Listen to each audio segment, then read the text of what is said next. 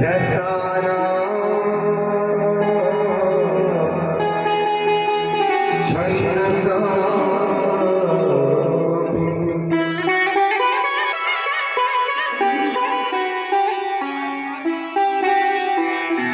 मंगलाना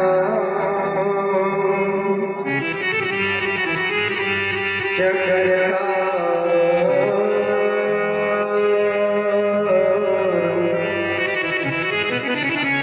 वंदे वाणी वीणा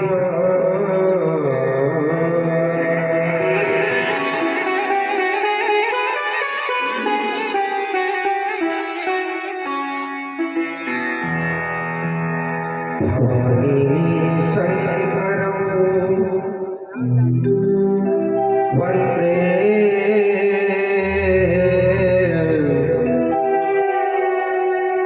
श्रद्धा विश्वास रूपिणो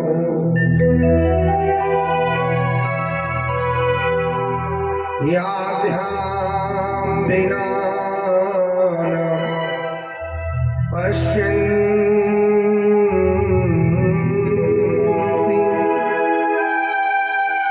सिद्धः सुमन्तः स्तमीश्वरम्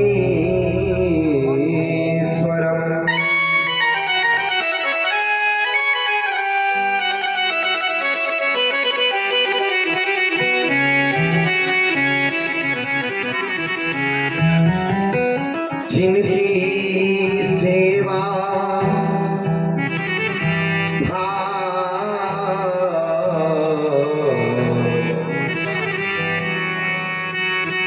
रीझत है श्री राम बोले बजरंगी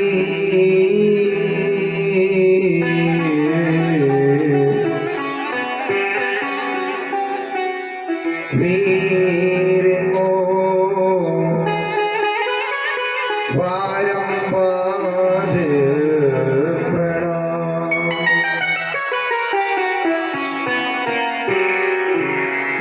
आइए श्री हनुमान जी महाराज विराजिए कथा मोहमति अनुसार प्रेम सहित आसन गहो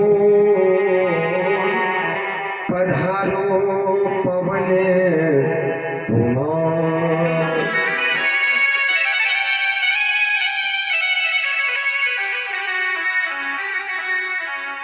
जय जय श्री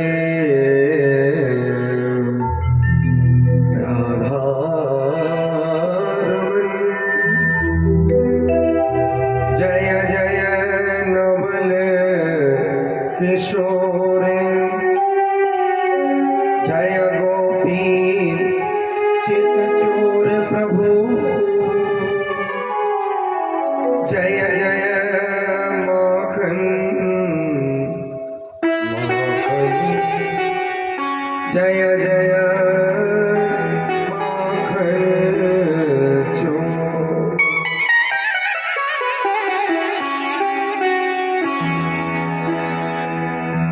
आगंतुक समस्त महानुभाव भगवत कथा के रसिक जन वेद मंत्रों के द्वारा आवाहित समस्त देवतागण ग्राम के नगर के स्थान के जो देवता हैं और साक्षात ब्रह्मदेव के रूप में विराजमान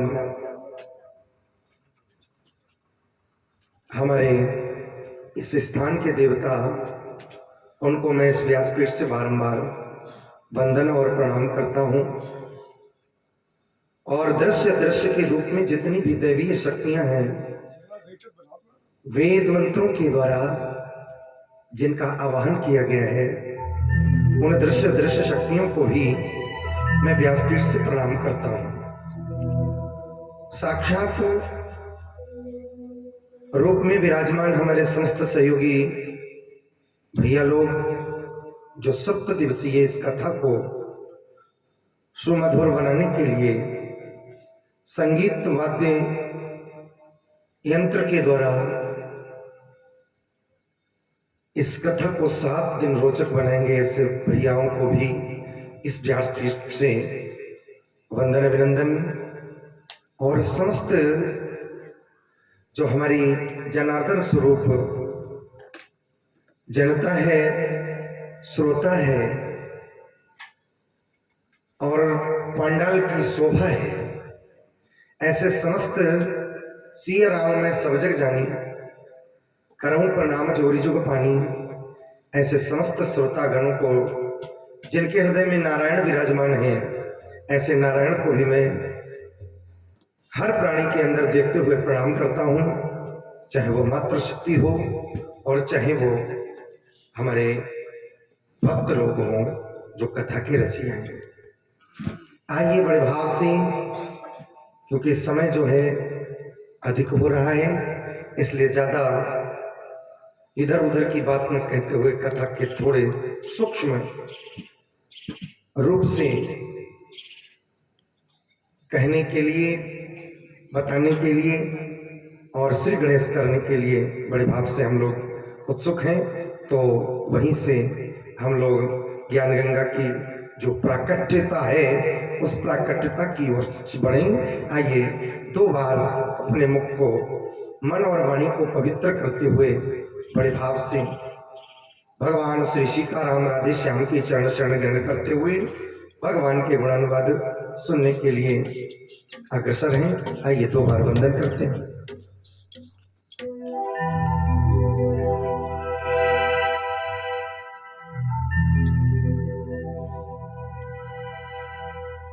जय जय श्री राधे।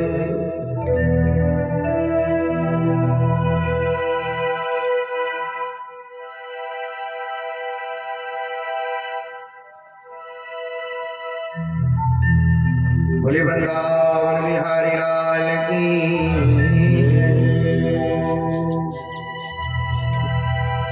हे गोपाल मुरलिया वाले, नंदलाल मुरलिया वाले,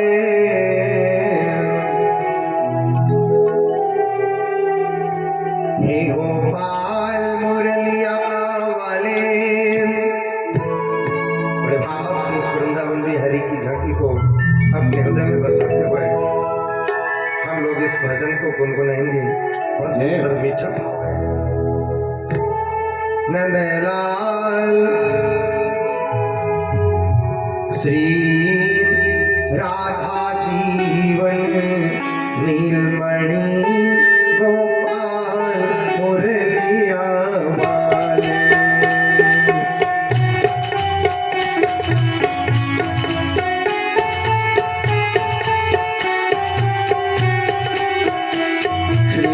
राधा जीवन नीलमणि गोपाल मुरलिया वाले।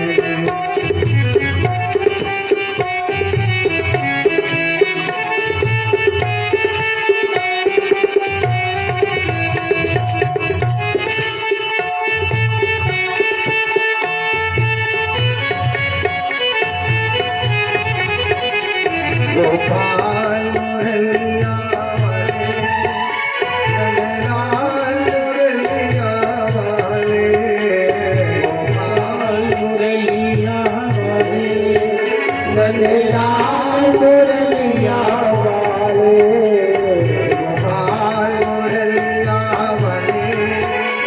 नंदलाल मुरलिया वाले, गोपाल मुरलिया वाले, नंदलाल मुरलिया वाले। श्री राधा जीवन नीलमणि गोपाल मुरलिया वाले। राधा जीवन मुरलिया वाले। श्री राधा जीवन नीलमणि गोपाल मुरलिया वाले।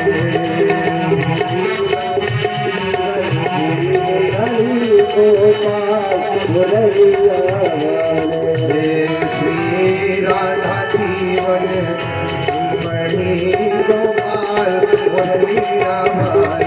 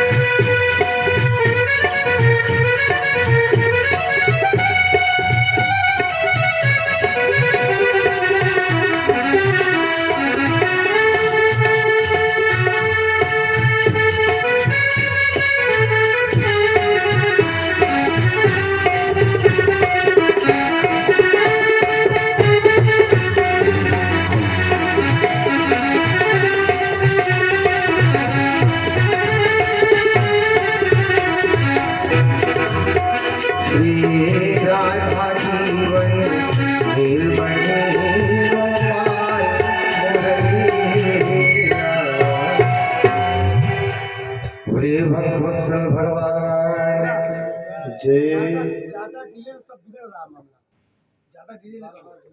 परम मंगलमय परात्परेश्वर अकारण करुणा बरुणालय भगवान श्री राम और भगवान श्री कृष्ण की पावन कृपा सानिध्य में बड़े हम सभी लोग आज भाग्यवान हैं।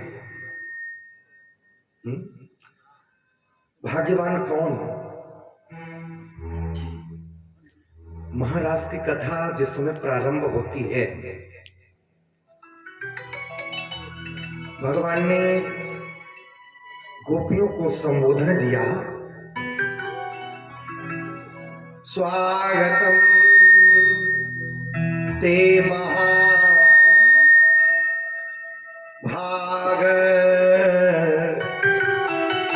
अर्थात क्या मतलब है? भगवान ने महाभाग कहकर के उनका स्वागत किया। स्वागतम ते महाभाग, आओ आओ महाभाग्यशाली गोपियाओं, तुम्हारा स्वागत है।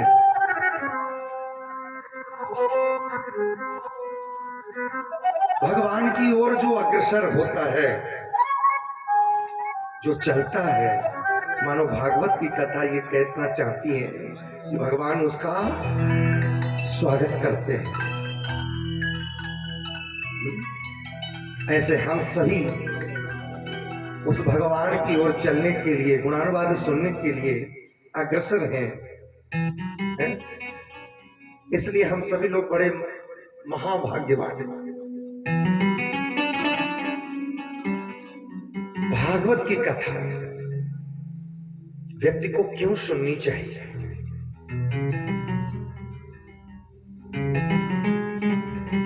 क्या कारण है जो भागवत की कथा व्यक्ति को सुननी चाहिए? और भागवत ही क्यों सुननी चाहिए?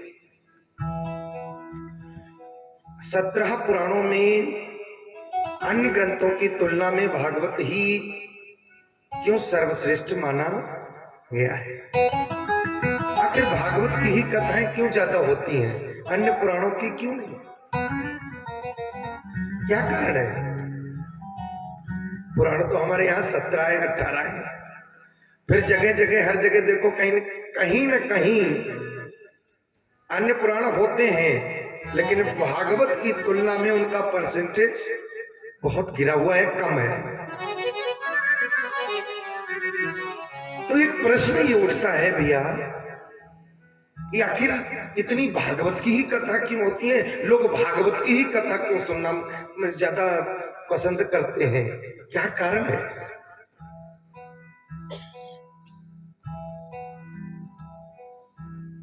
मानो भागवत की कथा, भागवत के अंदर का दिया हुआ ये श्लोक हृदय फाड़ फाड़ के कह रहा है। क्या कह रहे हैं? क्या करती है भागवत? किस लिए सुननी चाहिए? बोले इसलिए सुननी चाहिए, भागवत की कथा ये कहती है मुक्तिदानेन गर्जति। अगर तुमने मेरा अनुसरण कर लिया, अगर तुमने मेरा अनुकरण कर लिया, तो मैं ये दावा करती हूं मेरी शरण में जो आ गया है, ऐसे आए हुए शरणार्थी को मैं मुक्ति प्रदान कर देती हूँ, मुक्ति दान दे देती हूँ। इसलिए भागवत की कथा। और ये भी नहीं है कि व्यक्ति जीते जी मरने के बाद में भी, भूत प्रेत योनियों में जाने के बाद भी अगर उसने मन से इस भागवत की कथा का श्रवण पान कर लिया, उसका जीवन धन्य हो जाता है।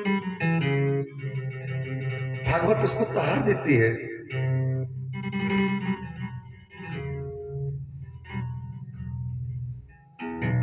ये सब उदाहरण इसमें प्रस्तुत किए गए हैं कि हम भागवत की कथा क्यों सुने, क्या कारण है भागवत सुनने।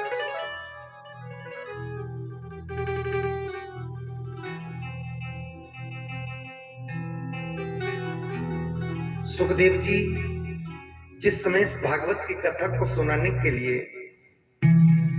तैयार हुए राजा परीक्षित को, पहले तो आप भागवत की महिमा सुन लें।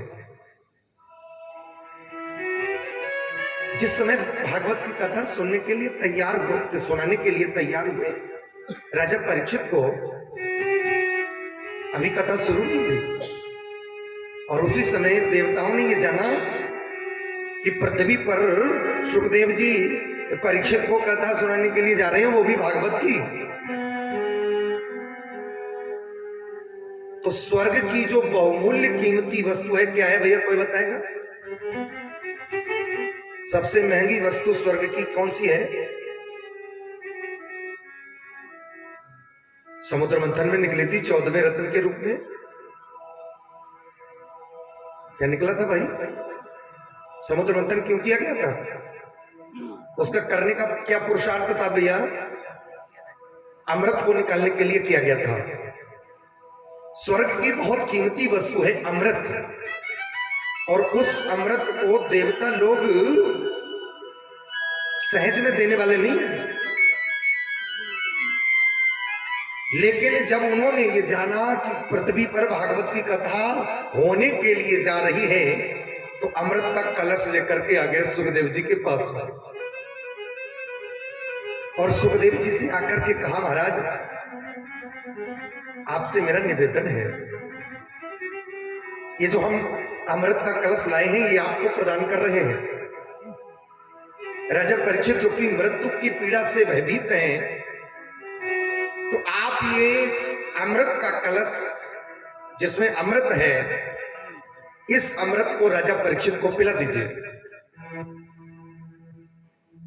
इसके पीने से राजा परीक्षित का मृत्यु का भय दूर हो जाएगा, अर्थात अमृत पीने से वो मरेंगे नहीं।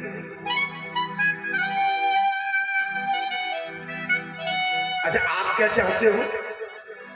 बोले हम ये चाहते हैं ये अमृत राजा परीक्षित को पिला दो, और जो कथामृत है, बड़े ध्यान से सुनना, ये जो कथामृत है वो कथामृत हम देवताओं को सुना दीजिए, पिला दीजिए।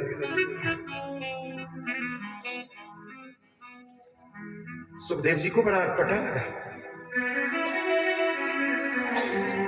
आखिर कथा के बदले ये लोग जो हैं, देवता लोग अमृत देने को तैयार हैं। और दूसरी बात एक और नोट करना,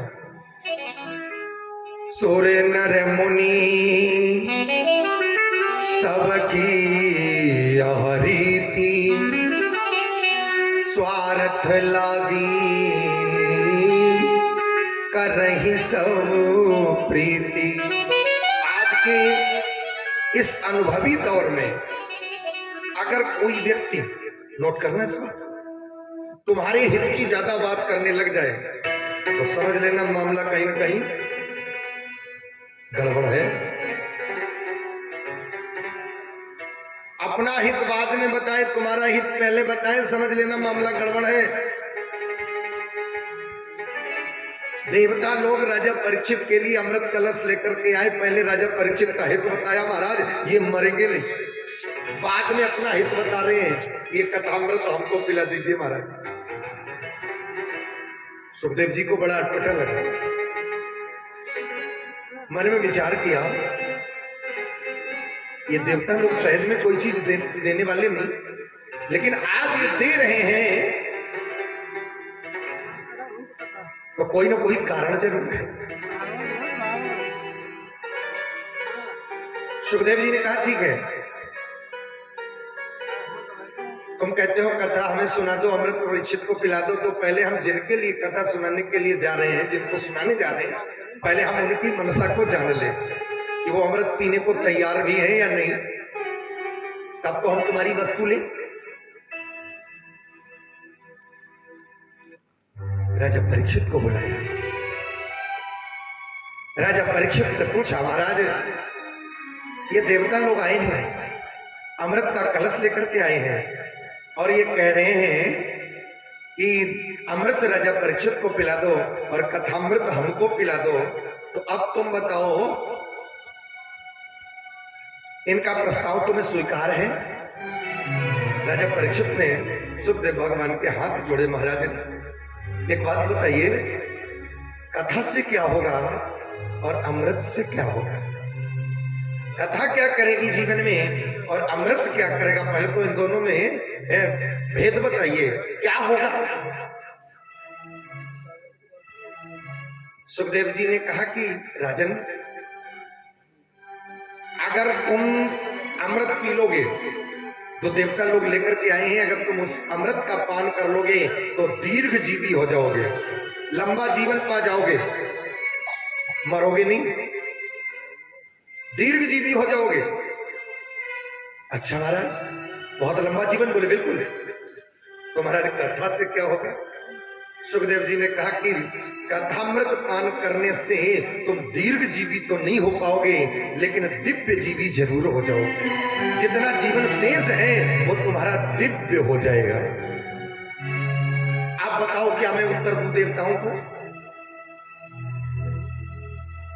दीर्घ जीवी बनना चाहते हो कि दिव्य जीवी? राजा परीक्षित ने क्या मांगा होगा? लंबा जीवन। भागवत की कथा ये कहती है, राजा परीक्षित ने अमृत को ठुकरा दिया। नहीं महाराज, मुझे अमृत नहीं पीना है, मुझे लंबा जीवन नहीं जीना है, मेरे पास 7 दिन हैं और उन वही 7 दिन मेरे दिव्य हो जाएं, बस ऐसा कर, बस ऐसा कर दीजिए।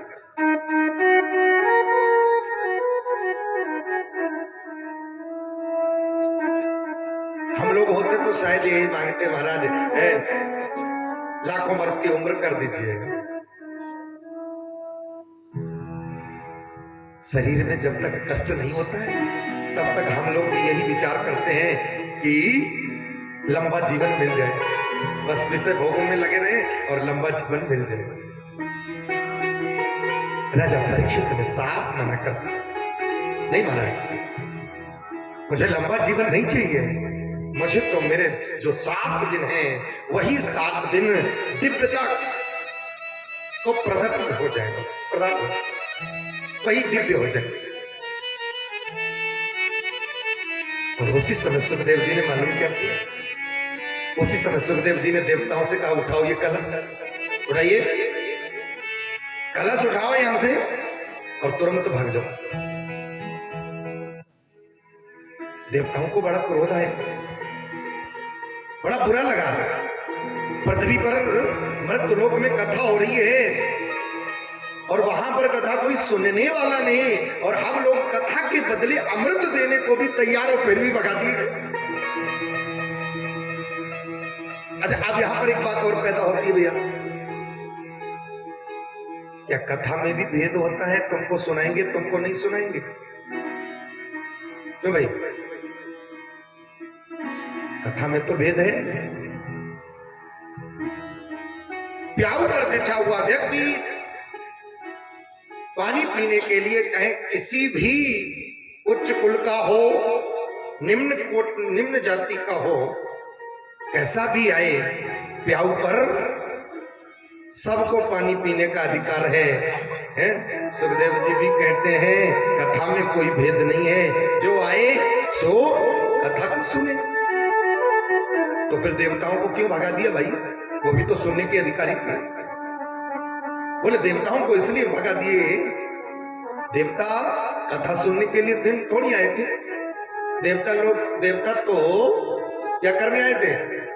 सौदा करने आए थे ना, इस वस्तु के बदले ये वस्तु हमें दे दो, व्यापार करने के लिए आए थे। सुखदेव जी ने कहा कि तुम लोग कथा सुनने के लिए नहीं, तुम लोग तो व्यापार करने के लिए आए हो, और यहां व्यापार होता नहीं है। यहां तो भक्ति धारा बहती है, जो आए सो पान करे। यहां व्यापार नहीं चलेगा। अगर तुम वास्तविक श्रोता बनकर के आते तो हम तुम्हें कथा जरूर सुनाते, लेकिन तुम श्रोता बनकर के नहीं, तुम व्यापारी बनकर के आए। इसलिए सुखदेव जी कहते हैं मैंने उनको डांट करके भगा दिया, भाग जाओ यहां से, तुम इसके अधिकारी।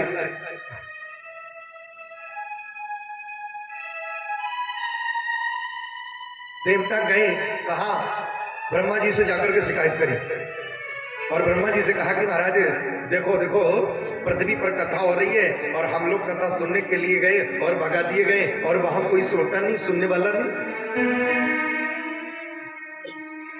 ब्रह्मा जी ने कहा धैर्य रखो। अब सबसे पहले तो ये देखो कि 7 दिन में सुखदेव जी के द्वारा कही हुई भागवत कथा के द्वारा राजा परीक्षित का होता क्या है। 7 दिन रुको, उसके बाद हम कुछ कहेंगे।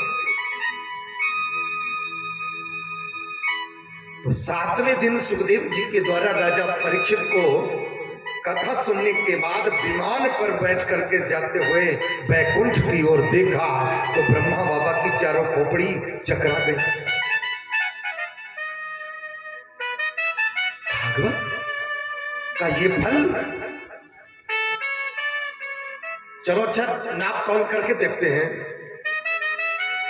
सत्यलोके तुलाम बद्ध्वा तौलयत साधनांजय। एक तराजू लिया ब्रह्मा जी ने, और तराजू के एक पल्ले पर दुनिया के जितने भी ग्रंथ थे उन ग्रंथों को रखा, और दूसरी तरफ केवल भागवत का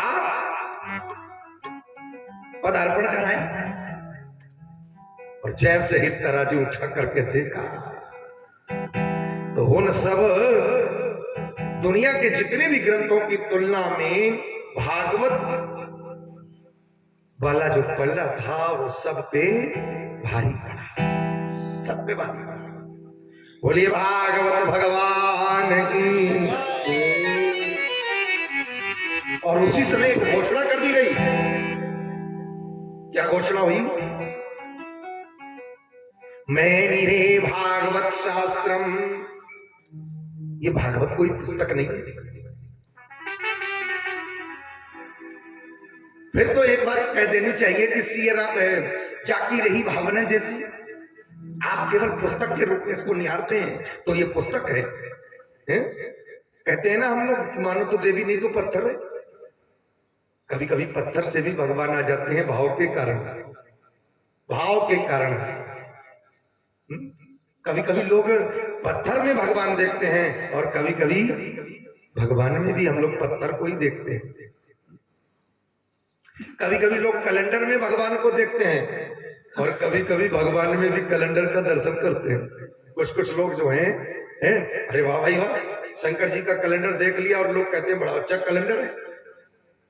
अब उन्हें उस कैलेंडर में भगवान नहीं दिख रहे हैं, उन्हें भगवान में कैलेंडर दिख रहा है। ये भाव ही तो है भैया। तो केवल भाव के आधार पर जिसको हम जिस दृष्टि से देखते हैं, बस वहीं से वो चीज प्रकट हो जाती है, भाव। महाराज ये केवल और केवल पुस्तक नहीं है। जिसने जैसे जिस समय इस पुस्तक को निहारा, वो पुस्तक उस भाव में उसको उस पैसा फल दे देती है। तो भगवान की इस कथा को सुनते हुए जब राजा परीक्षित को जाते हुए ब्रह्मा बाबा ने देखा, उठाया तराजू और तौल करके देखा, तो सबकी तुलना में भागवत का जो पल्ला था वो भारी पड़ा है। सब पर भारी पड़ा है। घोषणा कर दी है ये कोई साधारण पुस्तक नहीं है, और ये पुस्तक ही नहीं है, तेरे हम वांगमयी मूर्ति भगवान श्री कृष्ण की ये मूर्ति है। क्यों? इसको भागवत में भी प्रमाणित किया। ये तो ब्रह्मा जी कह रहे हैं। अब आ जाइए एकादश स्कंद में। भगवान श्री कृष्ण जिस समय सुधाम जाने को तैयार हुए, और उस समय उनके पास केवल उद्धव जी हैं। और उद्धव जी से कृष्ण ने कहा, उद्धव अब हमारा समय पूरा हो गया है और अब हम अपने स्वधाम जाने की तैयारी में हैं। उद्धव की आंखों में आंसू आ गए। क्या कहा, आप जाने वाले हैं हमको, हम जैसे भक्तों को छोड़ करके? बोले हाँ, क्योंकि मैं इतने ही समय के लिए इस पृथ्वी पर आया था। तो महाराज अभी हम जानना चाहते हैं, आप तो चले जाओगे, लेकिन आपके जाने के बाद में हम भक्तों का सहारा कौन बनेगा? हम इस पृथ्वी पर रह करके किसके सहारे अपना धर्म का पालन करेंगे, अपने कल्याण का मार्ग किसके सहारे प्रशस्त करेंगे? ये आप बताते जाइए। रोते हुए उद्धव के आंसुओं को पूछा, रो नहीं?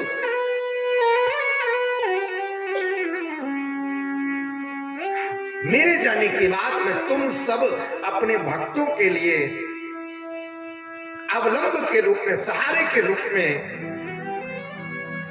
इस भागवत में अपने स्वरूप को विलीन कर रहे हो।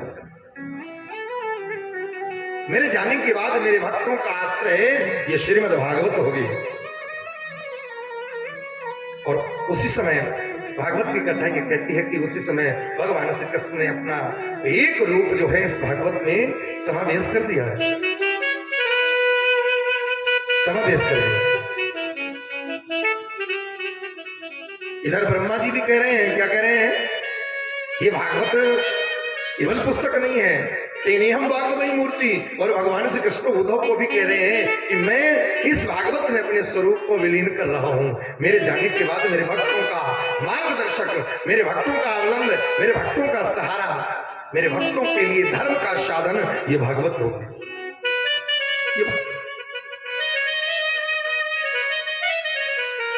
और ऐसा कहने के बाद भगवान श्री कृष्ण ने अपने स्वरूप को विलीन कर दिया और विलीन करने के बाद में स्वधाम चले गए।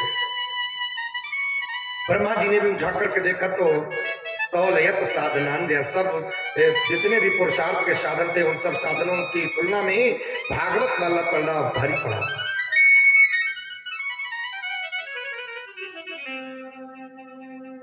तो मेरे कहने का भाव ये है, ये भागवत की महिमा है।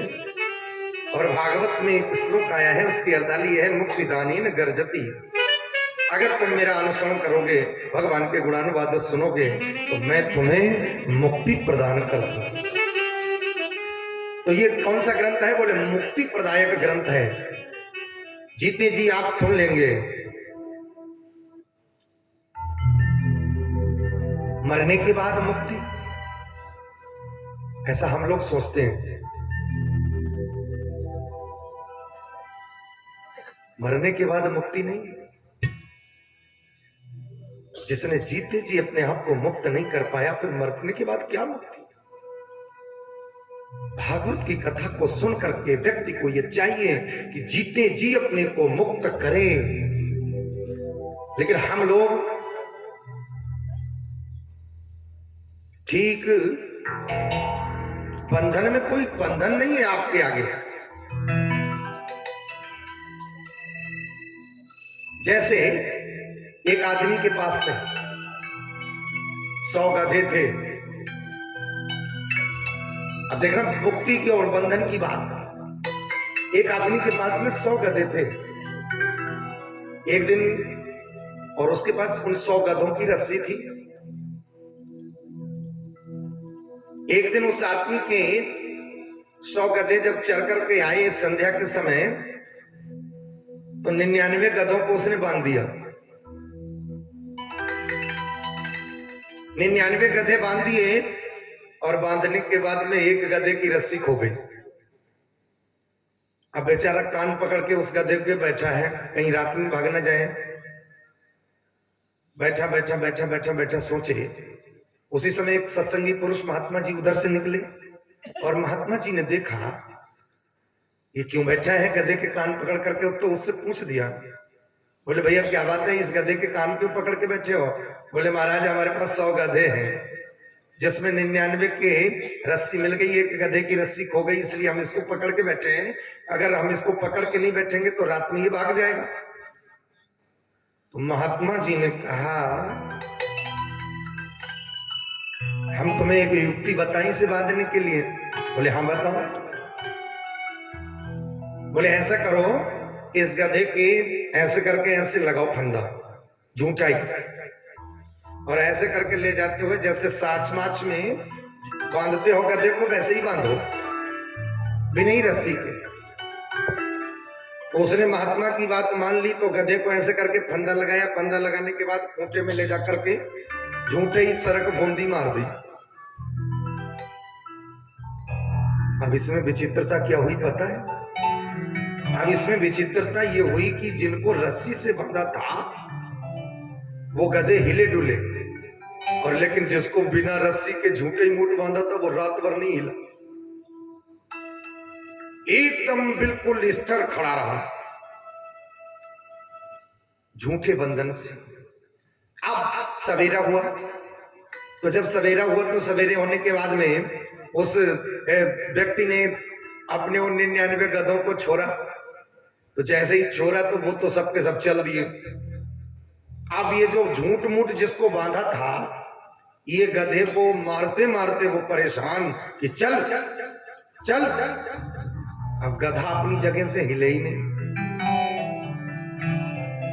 वो गधा अपनी जगह से हिले ही नहीं। सवेरा हुआ तो वो जब आदमी उस महात्मा के पास में गया, महाराज आपने क्या मेरे गधे पर चमत्कार कर दिया है? बंधा भी नहीं है, मारते मारते परेशान हो गया हूं, जगह से नहीं हिलना है, क्या कर दिया आपने? मैंने तो उसे बांधा भी नहीं। महात्मा जी ने कहा कि उसे खोला था तुमने? वो व्यक्ति बोला उसे बांधा ही कब था? अरे उसे तो बांधा ही नहीं, तो जो हम खोलते हैं उसे।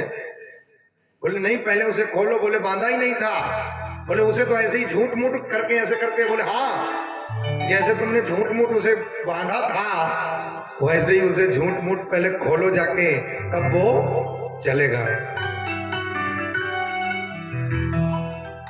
महात्मा की बात को सुनकर के वो व्यक्ति दौड़ा दौड़ा आया और उस गधे के गले से ऐसे करके फंदा निकाला, खूंटे से झूठे मूठ जो लगा हुआ था वो एकदम हटाया और एक बार कहा चल, तो गधा चल पड़ा। आप बताओ बंधन था? हमारा भी यही हाल है, बंधन भी कुछ है नहीं और बंधन भी माने पड़े।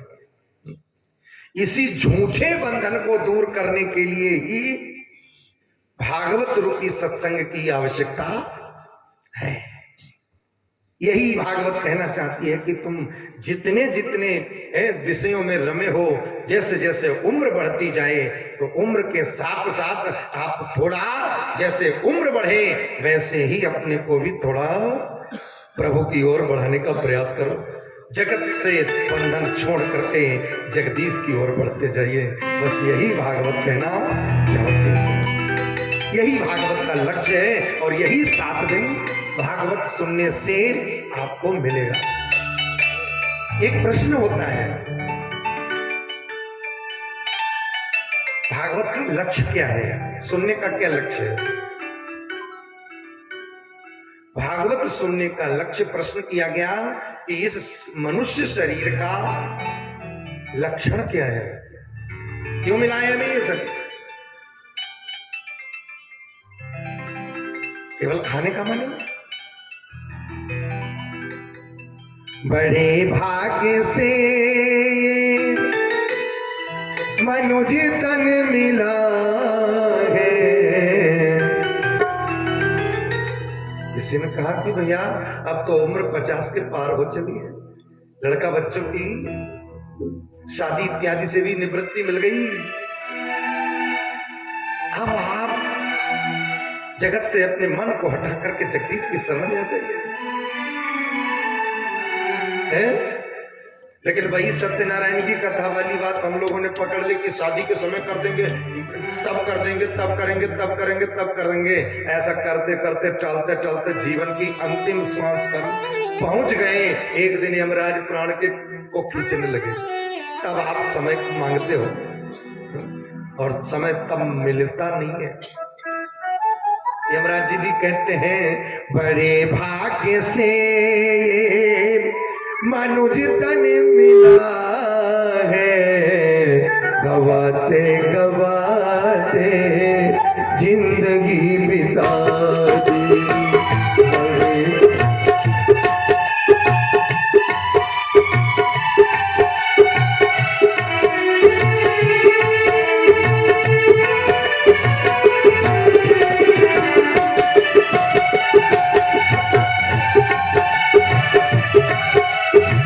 बड़े भाग्य से ये, बड़े भाग्य से ये मनुष्य तन मिला है, गवाते गवाते उमर पार कर दी, गवाते उमर पार कर दी। आने कमाने में जिंदगी बिताए, आने कमाने में जिंदगी बिताए, खाने कमाने में जिंदगी बिताए, खाने कमाने में जिंदगी बिताए।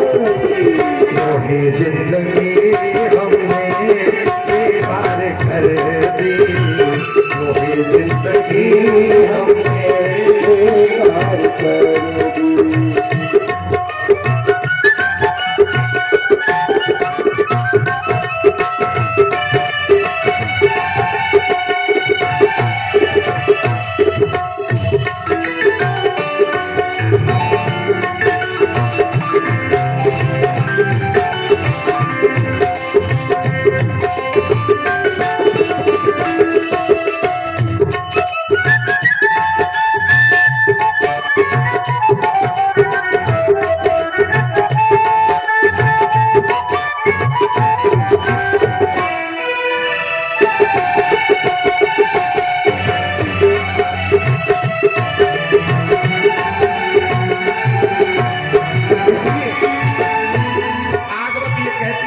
भी निराश नहीं होना है।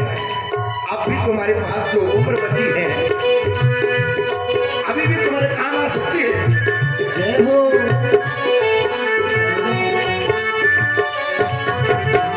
इसलिए निराश नहीं।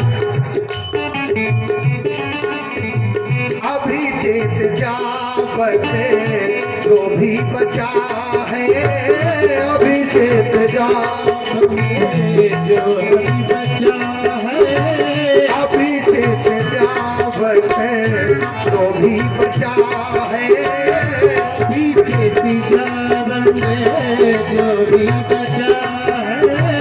अरे काल मुखे से ना कोई बचा है, अरे काल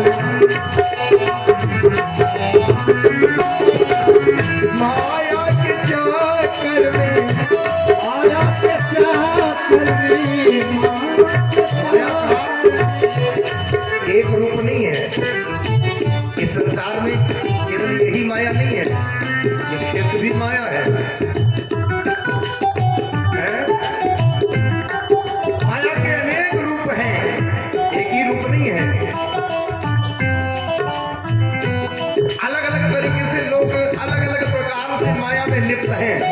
कोई खेत में लिप्त है, कोई दुकान में, कोई हेलीकॉप्टर, कोई हवाई जहाज, कोई बंगले में लिप्त है। ये सब माया के रूप है, अलग अलग है। माया के चक्कर में पड़ी करके हमने जीवन की नैया मझधार कर दी, जीवन की नैया मझधार कर दी।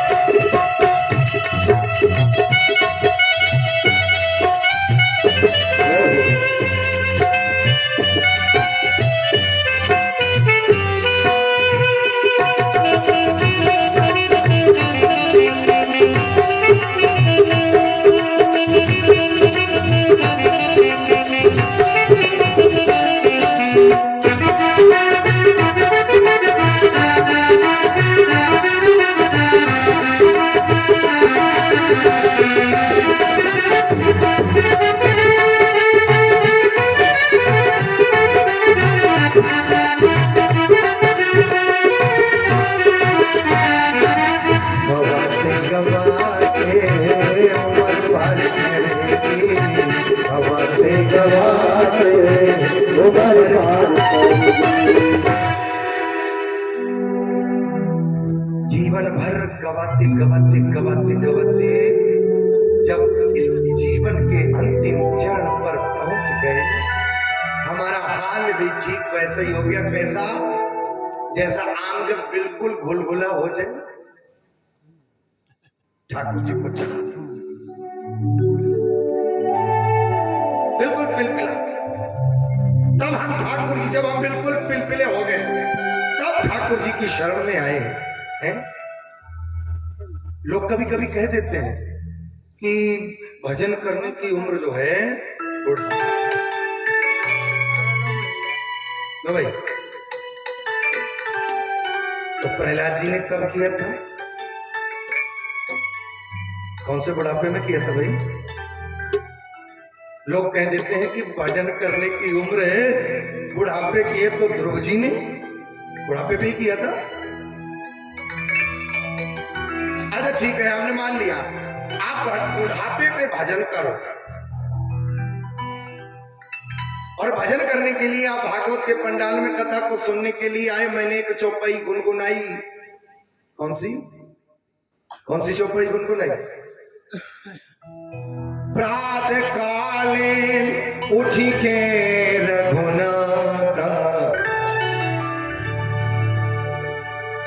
नाम ही मात पिता ही गुरु माता। अब भजन करने के लिए माता पिता की चरणों की सेवा, ये भी भजन ही है। हम 90 साल में आपके माता पिता तो हैं, तो ये चौपाई किस समय की है? बालकांड के बाल रूप के राम की है। आज की जो युवा वर्ग पीढ़ी है, उस युवा वर्ग की पीढ़ी को ये संदेश है। भगवान राम ने बालपन में, और तुलसीदास जी ने इसको हमारे सब के अनुसरण करने के लिए लिखा है। तो ये हम जब बुढ़ापे पे इसको हम अपने जीवन में उतारेंगे तो माता पिता हैं। इसलिए ये चौपाई ये कहती है, माता पिता के रहते ही एक भजन हमारा ये भी है। लेकिन दूसरी तरफ एक बात और आती है, कभी कभी लोग कह देते हैं कि क्या मैं तो माता पिता की सेवा करना चाहता हूं, लेकिन माता पिता ही ऐसा नहीं कराना चाहते, तो बात केवल एक तरफ से नहीं बनती है, और बात केवल एक तरफ से नहीं बिगड़ती है। बात ताली जो जैसे है वो एक हाथ से नहीं बजती है। कभी कभी किसी व्यक्ति के विशेष प्रारब्ध के अनुसार आप बहुत कुछ उसके लिए करना चाहते हो, लेकिन उसका प्रारब्ध जो पूर्व का है वो आपको बहुत कुछ करने के लिए प्रेरणा देता है, लेकिन उसका प्रारब्ध वो आपकी सेवा से दूर किए रहता है। दोनों ही बातें हैं, ये उसका प्रारब्ध है। बहुत से ऐसे बच्चे हैं, बहुत से ऐसी बहुएं हैं, बहुत से ऐसे बेटे हैं जो माता पिता की सेवा खूब करना चाहते हैं, बड़ा निर्मल मन है उनका, लेकिन उसके बाद भी उनकी प्रारब्ध की स्थिति ये है कि उनको ये सेवा चाहने पर भी नहीं मिलती है। ये उनका प्रारब्ध है, ये उनका प्रारब्ध है। बात एक तरफा नहीं, बात दोनों ही तरफ की जाती है। कभी कभी ऐसा भी होता है। तो इसलिए इस युवा पीढ़ी के लिए आज भागवत के प्रथम दिन ये यहाँ से उनके लिए आदर्श भगवान श्री राम ने प्रस्तुत किया कि जो है माता पिता या कथा का या भजन का, ये मत कह के बैठ जाइए कि नहीं वो तो बुढ़ापे की बात है। तो भागवत की कथा तो ये कह रही है कि ध्रुव जी ने तो बालपन में ही भजन किया था, प्रहलाद जी ने तो बालपन में ही भजन किया था। लेकिन एक जगह ऐसी महाभारत की कथा आती है जहां भगवान के कहने से पांडव के पुत्र भजन करने के लिए अपने आप को प्रेरित नहीं कर पाए। आप सभी को मालूम है, महाभारत को आप लोग सुनते रहते हैं, पिछले साल भी सुना था, क्यों भाई?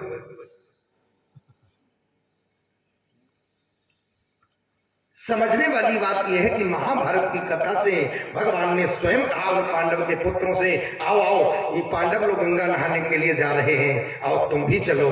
तो पांडव के उन पुत्रों ने केवल इतनी सी बात कह करके अपने काल को बुला लिया। कौन सी बात कह करके?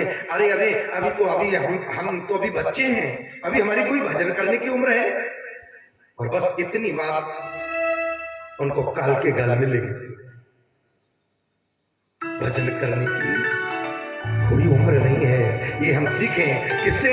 बोले ध्रुव से सीखें, प्रहलाद से सीखें। कुछ लोग ये कहते हैं कि अपने जीवन में गुरु बुढ़ापे पे करना चाहिए, क्यों नहीं? क्या यही सोच ठीक है? मैं ये नहीं कह रहा हूं कि दीक्षा गुरु जो है बुढ़ापे पे ही करना चाहिए। महाराज दत्तात्रेय ने अपने 24 शिक्षा गुरु की सीमा नहीं होती है, कई भी कर सकते हो, सैकड़ों लाखों हजारों कर सकते हो, जिससे जो सीख मिले तो वही अवस्थित। सही बात है कि नहीं? शिक्षा गुरु लाखों करोड़ों कर सकते हो, जिससे जो सीख मिले, बढ़िया बात मिले। दत्तात्रेय कहते हैं मैंने तो एक बालक को भी गुरु बनाया, नन्हे से। यदु महाराज जो भगवान श्री कृष्ण के पूर्वज हैं, तो यदु महाराज ने उनसे पूछा कि महाराज आपने बालक को गुरु बना लिया, तो बालक से आपने क्या सीखा? बच्चा क्या सीख दे सकता है? बोले बच्चे से भी मैंने सीखा। बच्चा कहीं झगड़ा करने लगा और झगड़ा होते होते लड़ाई खूब बढ़ गई और खूब लड़ाई अपने मित्रों से हो गई, लेकिन बच्चा जब खेलने के लिए आया सब लड़ाई भूल गए और उन्हीं बच्चों में फिर खेलने लगे। मैंने बच्चे से अद्वेष की भावना को देखा। द्वेष नहीं है बच्चे के अंदर, थोड़ी देर के लिए लड़ाई हुई और फिर आया तो उन्हीं बच्चों में फिर खेलने लगा। कोई दुश्मनी नहीं है, ये बच्चों से सीख, ये छोटे से नन्हे से बच्चे से। कहने का भाव मेरा इतना है कि शिक्षा गुरु कई हो सकते हैं, दीक्षा गुरु जीवन में एक ही होता है। कान में जो एक बार मंत्र फूंक दिया गया, शिक्षा गुरु एक, शिक्षा गुरु अनेक। जीवन में हम लोग केवल इतना ही कह करके चुप हो जाते हैं कि भजन करने की उम्र बुढ़ापे की नहीं। ये ऐसा भागवत नहीं कहती है। भागवत तो कहती है ध्रुव जी और प्रहलाद जी 5.5 वर्ष की उम्र में।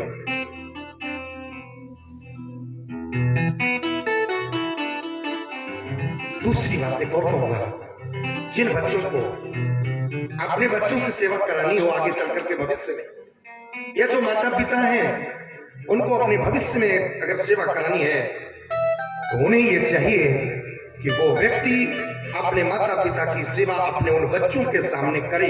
तो बच्चे जब देखें तो बच्चे आने वाले समय में मन में ये विचार करें कि मेरे पिताजी मेरे बाबा की सेवा करते थे, तो मेरा भी ये धर्म है कि मुझे भी सेवा करनी चाहिए। और बच्चे जो देखते हैं वही करते भी हैं, क्यों भाई? लेकिन हमने तो की नहीं, हमने नहीं की। हम चाहते हैं, हम दशरथ बनना नहीं चाहते, हम इतना तप नहीं करना चाहते, लेकिन हम पुत्र कौन सा चाहते हैं भैया? 3 लोग के स्वामी राम जी हमारे घर में प्रकट होते हैं भाई। उसके लिए तो है दशरथ जी के पूर्व जन्म में आता है मनु शत्रुपा ने, जिस समय दशरथ जी यही को बने पूर्व जन्म में 23,000 वर्ष, 23 घंटे में 23,000 वर्ष और ठाड़े रहे एक पग 2, तब राम आए, तब भी नहीं आए।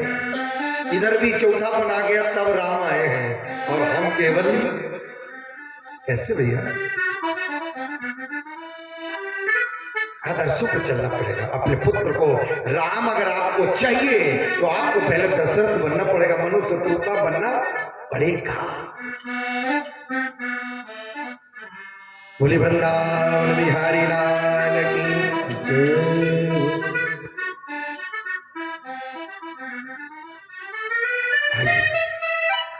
तो माने भागवत ये कहना चाहती है कि अगर तुम मेरा अनुसरण अनुकरण करोगे तो मैं तुम्हें मुक्तिदानेन गर्जति, मुक्ति का दान प्रदान कर दो। आइए ऐसी भागवत की महिमा को सुनते हुए भागवत के प्रथम श्लोक का गुणानुवाद करते हुए फिर आगे प्रवेश करेंगे। सच्चिदानंद रूपाय विश्वोत्पत्त्यादि हेतवे तापत्रय विनाशाय श्री कृष्णाय वयम् नमः। भगवान श्री कृष्ण को प्रणाम किया। किन भगवान श्री कृष्ण को प्रणाम किया? जिनका सच्चिदानंद स्वरूप है, जो भगवान सत्यघन चित्तघन आनंद घन है। सत्य माने सत्य कहते हैं जिनकी सत्ता त्रिकालाबाधित हो, तीनों कालों में जो मौजूद रहे। हम नहीं थे तब भी था, हम हैं तब भी है, और हम नहीं रहेंगे तब भी उसकी सत्ता मौजूद रहेगी नहीं। यह है सच्चिदानंद। सत्य किसे कहते हैं? सत्य का मतलब जो कभी खंडित न हो, अखंड हो, अनंत हो।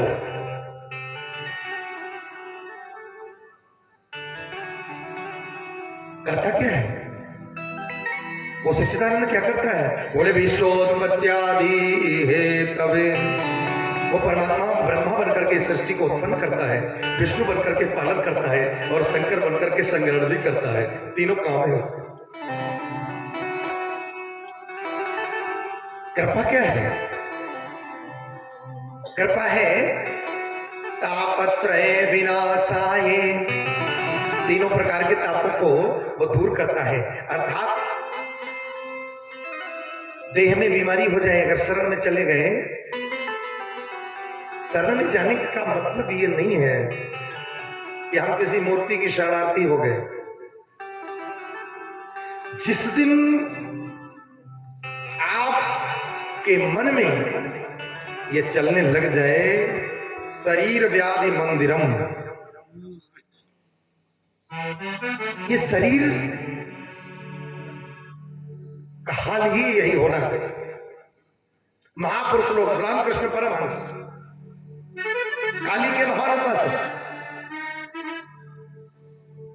और उनसे एक दिन एक शिष्य ने पूछा कि महाराज आप अगर चाहो तो ये आपको जो कैंसर हुआ है, ये कैंसर, महापुरुषों की बात देखिए, भाषा देखिए, वो अपने आप को, अपने मन को, अपने जीवन के मनाही स्थिति को कैसे मोड़ देते हैं, दुख उठाते हुए भी। ये मन ही तो मोड़ना है भैया, इसे मन को मोड़ना है। और जिसको अपने जीवन में मन को मोड़ना आ गया, समझ लो जीना आ गया बस। और यही मन सुख का कारण है और यही मन दुख का कारण है। अच्छा आप छोटी सी बात बताइए, किसी व्यक्ति को कोई बहुत बड़ा अरबों का आर्डर मिल जाए, करोड़ों का, फोन पे फोन आ जाए, मन की स्थिति देखना, केवल फोन पे किसी को मिल जाए कि भाई हम तुमसे इतना बड़ा बिजनेस करेंगे 10,000 करोड़ का, तो मन ने क्या काम किया? मन फूल गया, ओह आज हमें 10,000 करोड़ का ऑर्डर मिल गया, खुश हो गया। थोड़ी देर के बाद में उसी व्यापारी ने फोन कर दिया, अरे भाई अभी हमारा मन नहीं है व्यापार करने का, अब हम कुछ दिन बाद देखेंगे। जितनी खुशी थी वो दुख में बदल गई। आया न कुछ आया न कुछ गया। मन के मना स्थिति को देख करके और सुख वाली स्थिति आई तो सुखी हो गए, और दुख तुरंत जो है ऑर्डर कैंसिल हो गया तो दुखी हो गए। ना कुछ रुपया भी नहीं आया, पैसा भी नहीं आया, कुछ भी नहीं आया, लेकिन केवल और केवल मन की स्थिति को देख करके ही हम खुश हो गए, और मन की प्रतिकूल स्थिति को देख करके दुखी हो गए। आया गया कुछ, लेकिन बस इसी मन को मोड़ना है। और भागवत भी यही कहती है, मना एवं मनुष्याणाम कारणम बंध मोक्षयो। मन ही हमारी मुक्ति का कारण है और मन ही हमारे बंधन का कारण है। मना एवं मनुष्याणाम कारणम बंद मुख्य हो। आइए, सबको सुस्ती आ रही है, ज्यादा समय नहीं लेंगे तो एक बार चलो कीर्तन हो जाए, फिर और 10-5 मिनट की बात है, फिर आरती करना। बोलिए वृंदावन बिहारी लाल की सवरिया ले चल परे पार।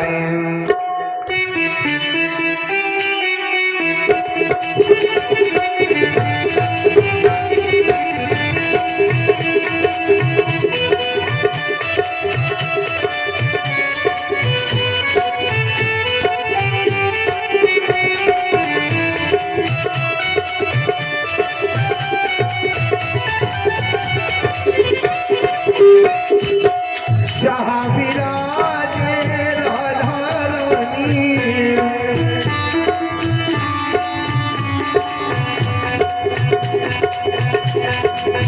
जहाँ विराजे राधा रानी, अलबेली सरकार सवरिया ले चल परेली पार।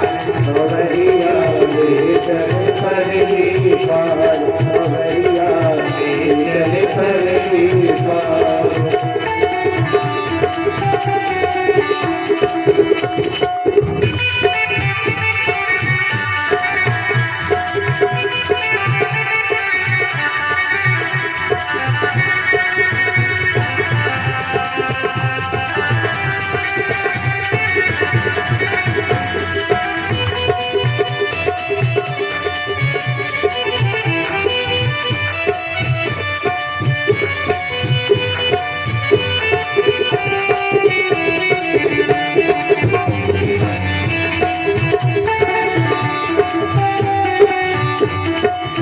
तन मन धन सब तेरे अर्पण, तन मन धन सब तेरे अर्पण, तन मन धन सब तेरे अर्पण, तन मन धन सब तेरे अर्पण, बुद्धि सहित मन तेरे अर्पण, बुद्धि सहित सब तेरे अर्पण, ये जीवन अब तेरे अर्पण, ये जीवन अब तेरे अर्पण।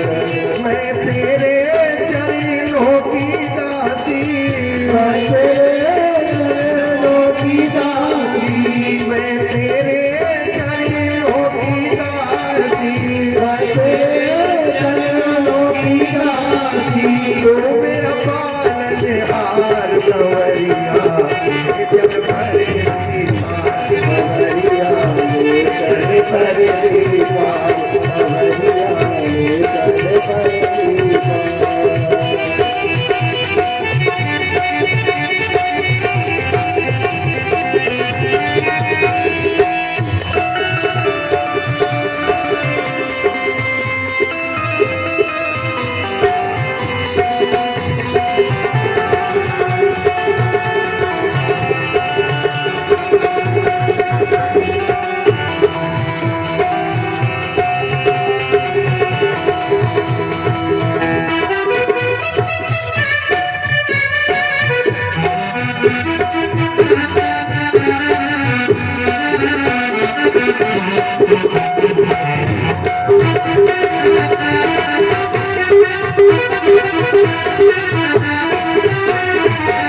जहाँ विराजे राधा रानी, जहाँ विराजे राधा रानी, जहाँ विराजे राधा रानी, जहाँ विराजे राधा रानी, अलबेली सरकार सवरिया चल परेली पार, सवरिया चल परेली पार, सवरिया चल परेली पार।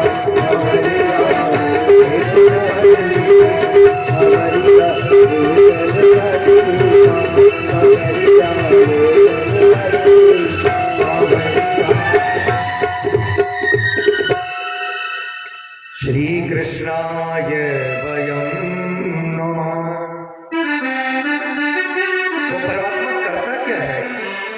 तापत्रय विनाशा, 3 प्रकार के तापों का नाश करता है। दैहिक दैविक भौतिक तिकता राम राज का हुए नहीं व्याप। तीन प्रकार के तापों को वो परमात्मा दूर करता है, इसलिए उसे प्रणाम है। भगवान के सच्चिदानंद रूप को प्रणाम करने के बाद में श्री व्यास जी अब अपने बेटे को प्रणाम करते हैं। बेटे को प्रणाम? हाँ, व्यास जी ने शुरुआत में भगवान को प्रणाम करने के बाद में अब सुखदेव जी को भी लिखा है, प्रणाम किया है।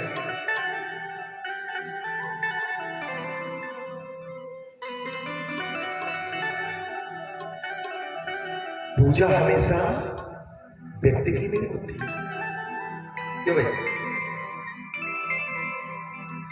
पद गया पूजा गई। मुख्यमंत्री हैं तो जयकारे और प्रणाम दंडवत सब हो रहे हैं, लेकिन जिस समय मुख्यमंत्री का पद चला गया अब कोई प्रणाम करने वाला नहीं। तो पूजा किसकी हो रही है भैया बताओ? व्यक्ति विशेष की हो रही है कि पद की हो रही है? यहां भी पद की पूजा है। यम प्रव्रजन्तमनुपेतम पेतकृत्यम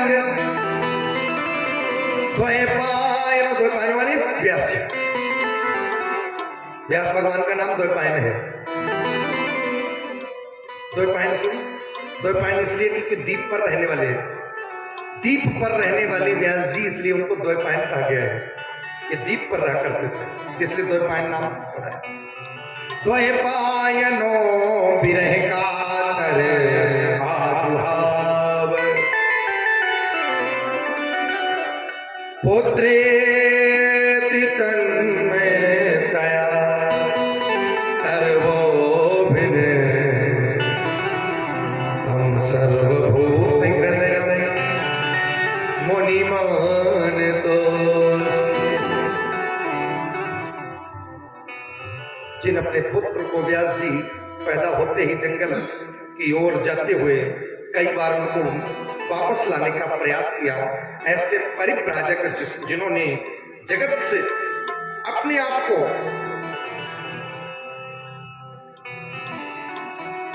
मोड़ करके जगदीश की शरण ग्रहण करने के लिए है निराकार ब्रह्म की सत्ता की समाधि में विराजमान हो गए, और वो व्यास जी उन सुखदेव को लौटा करके नहीं ला पाए,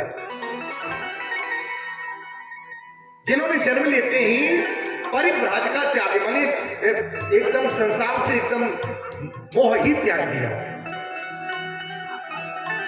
ऐसे निर्मोही श्री सुखदेव जी को लौटाने का प्रयास व्यास जी ने किया, लेकिन सफल नहीं हुए।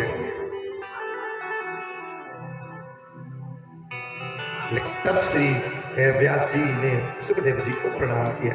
ये सहजता में नहीं होता। वैराग्य सहजता में नहीं होता है। यह तो भगवान की कृपा हो जाए जैसे सुखदेव जी पे हो गए।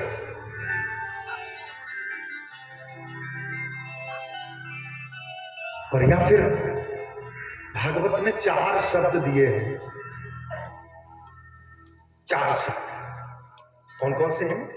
भ, ग, व और त। भा माने भक्ति। अब हम पहले तो ये समझ ले कि हम भक्ति कैसे करें। भक्ति हमेशा स्वार्थी नहीं होनी चाहिए। स्वार्थ में, जिसमें स्वार्थ छिपा है वो भक्ति हो नहीं सकती। ये भक्ति नहीं है कि मंदिर गए तो वहां पर ठाकुर जी से मांगने के लिए, ये ठाकुर जी महाराज ये दे दो, वो दे दो, वो दे दो, एक अगरबत्ती लगाई और 20। ये भक्ति नहीं है। जिसको हम भक्ति समझ रहे हैं ये भक्ति नहीं है।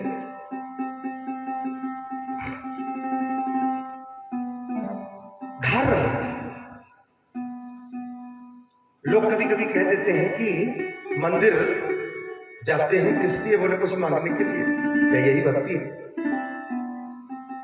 मंदिर इसलिए न जाए भैया कि हम कुछ मांगे, मंदिर इसलिए जाए, मंदिर जाना हमारा धर्म है। मंदिर जाना हमारा धर्म है, इसलिए नहीं जाएंगे कि हम मंदिर में जाकर के कुछ मत। ये भक्ति नहीं है। जहां आपने अभी अभी कथा को सुना कि सुखदेव जी ने तुरंत भगा दिया, एक वस्तु के बदले दूसरी, मैंने तुम्हारे लिए 2 अगरबत्ती लगाई और तुम मुझे बंगला गाड़ी दे दो। ये कहा, ये तो व्यापार कर रहे हैं, ये तो व्यापार है भाई। एक 5 रुपए का डिब्बा अगरबत्ती का लेकर के गए और 50 पैसे की माचिस को जला करके और फिर कहते हो कि मुझे आज अरबों रुपए की गाड़ी, फ्लैट। कहां भक्ति है? ये भक्ति नहीं है। भक्ति वो है, भक्ति कौन सी है? भक्ति करना हमारा धर्म है, मंदिर जाना हमारा धर्म है।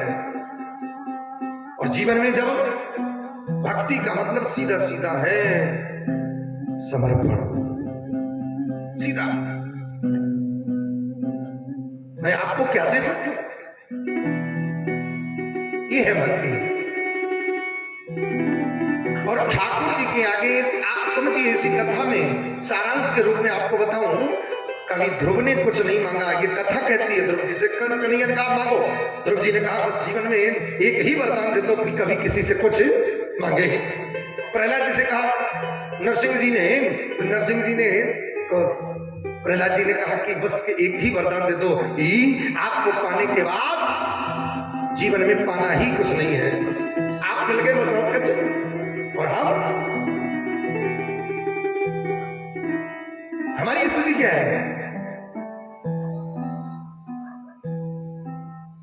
मंदिर जाते हैं और लिस्ट बना के तैयार करके ठाकुर जी के आगे प्रहलाद जी से, ध्रुव जी से जिस समय कहा कि मांग लो कुछ, ध्रुव जी ने एक बात बढ़िया कही, आपको पाने के बाद अगर सांसारिक वस्तुओं को मांगता हूं तो इसका मतलब आप, मेरी नजरों में आपका कुछ महत्व, फिर आप जीरो हो, फिर कुछ नहीं हो। और आपको पाने के बाद अब मुझे संसार की कोई वस्तु की अभिलाषा नहीं है। ये निस्वार्थ भक्ति होनी चाहिए। और जीवन में जब जिसकी आप भक्ति करोगे तो उसके प्रति जानने का प्रयास करोगे, ज्ञान आएगा। दूसरा शब्द ग माने ज्ञान। और जिसकी भक्ति करोगे उसके बारे में जानोगे, माने परमात्मा की भक्ति करोगे। तो परमात्मा के बारे में जब आपको ज्ञान हो जाएगा, जब ज्ञान हो जाएगा तो फिर संसार से क्या होगा? भगवान शंकर ने जब राम जी को जान लिया तो उमा से कहा, भगवान शंकर ने कहा, उमा कहाऊं मैं अनुभव अपना, उमा कहाऊं रामचरितमानस भगवान शंकर, उमा कहाऊं मैं अनुभव अपना, उमा कहाऊं मैं सत्य हरि भजन जगत सब सफल, सत्य हरि भजन जगत सफल, सत्य हरि भजन जगत सब सफल, सत्य हरि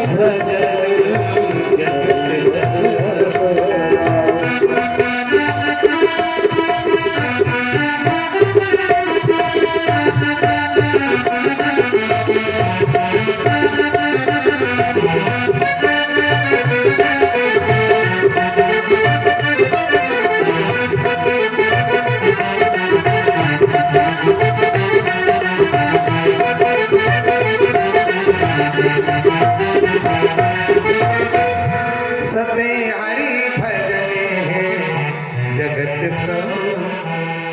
भगवान शंकर ने अपना अनुभव माता पार्वती के सामने कहा, ये जगत मिथ्या है, ये जगत जो है स्वर्ग के समान है, ये जगत जितना अच्छा दिखता है उतना अच्छा है नहीं।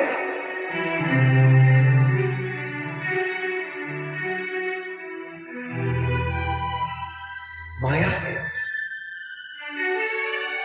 जिस जिसके बारे में आप भक्ति करोगे, जिनकी भक्ति कर रहे हो, उनके बारे में, उस परमात्मा के बारे में जब आप जान जाओगे। और बालकांड ये कहता है,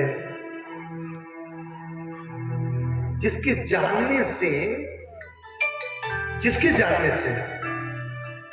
ये जगत के प्रपंच छूट जाते हैं।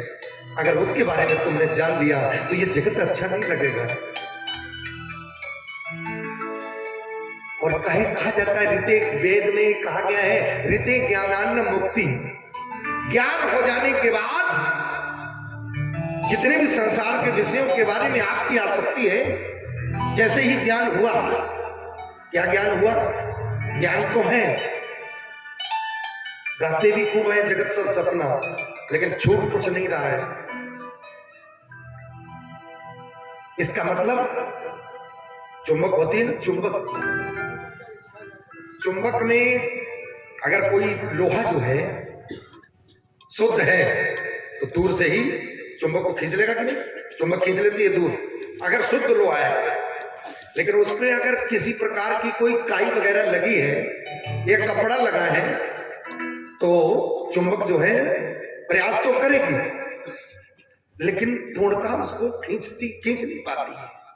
इसका मतलब क्या है? इसका मतलब हमारे अंदर जो भक्ति है, लेकिन भक्ति में निस्वार्थ भाव नहीं है, इसलिए हम परमात्मा की ओर अग्रसर नहीं हो पा रहे हैं। परमात्मा खींचता तो है, लेकिन आपके उस स्वार्थ के कारण, जो स्वार्थ भरा है, उस स्वार्थ के कारण वो खींच नहीं। निर्मल मन जन सोम,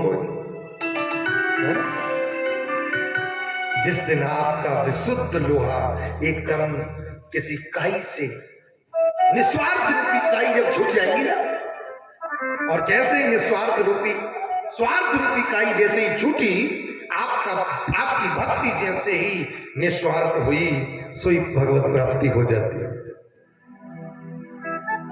इसलिए भक्ति निस्वार्थ करनी चाहिए। और जिन भगवान के बारे में जब हमें खूब ज्ञान हो जाएगा कि भगवान बंदरों को छुड़ाने वाले हैं, भगवान मोक्ष को देने वाले हैं, ये हमारे मन में खूब बैठ जाएगा, तो जगत फिर सपन जैसा लगने लगेगा, भगवान शंकर को लगा।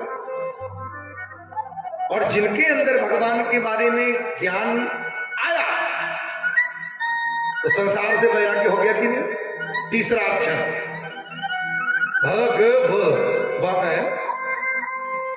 माने वैराग्य,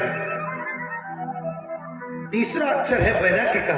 वैसे ही जैसे ही हमने भगवान के बारे में जाना, या लोग जैसे ही सत्य को जान लेते हैं, वैसे ही असत्य से पर्दा उठ जाता है। होता कि नहीं? अच्छाई जहां आई तो बुराई से पर्दा उठ गया। ऐसे ही जैसे ही जगत को, जैसे ही जगदीश को जान लिया तो जगत अच्छा नहीं लगता है, फिर जगत अच्छा नहीं लगता। और जहां जगदीश मन में बैठे तो चौथा अक्षर क्या है भैया? चौथा अक्षर क्या है? त। और ता माने होता है तरण, अर्थात मुक्ति। भक्ति समर्पण हुआ, और समर्पण होने के बाद जिसके प्रति समर्पण हुआ उसके बारे में हमने जाना, और जैसे ही जाना तो वैराग्य हो गया संसार के बारे में। और जब संसार से वैराग्य हुआ, और संसार से जैसे ही वैराग्य हुआ वैसे ही मुक्ति हो जाती है। यही तो भागवत का वास्तविक अर्थ है, भागवत का। बोले वृंदावन बिहारी लाल।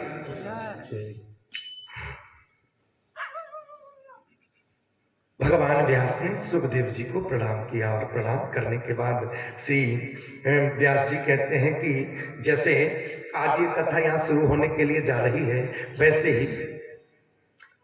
ही नैमिषारण्य में एक बार 88,000 महात्मा एकत्रित हुए, और उन महात्माओं में एक मंत्रणा हुई कि ऐसी कोई भूमि कोई हमें बताए जहां हम 1000 महीने का सत्संग करना चाहते हैं।